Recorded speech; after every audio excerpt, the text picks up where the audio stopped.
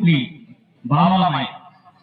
ती उठली, आपले सगळे काम केले, आमचीही काम केले आणि पहिल्या दिवशी आमची अगरबत्ती लावली आणि वातावरणामध्ये फरक पडला. आता हा जाणता आला, कारण भगवंताला अनुभव दाखवायचा होता म्हणून हा जाणता आला. बरोबर सांगितल्याप्रमाणे शुक्रवारी रात्री म्हणजे अगरबत्ती लावल्याच्या दुसऱ्या दिवशी हा जाणता आपल्याकडे 10-10:30 वाजता. तो माझ्या वडिलांना काय म्हणते, सर्व तयारी झाली का म्हणे. फौजी म्हणे सगळं आणून ठेवलाय.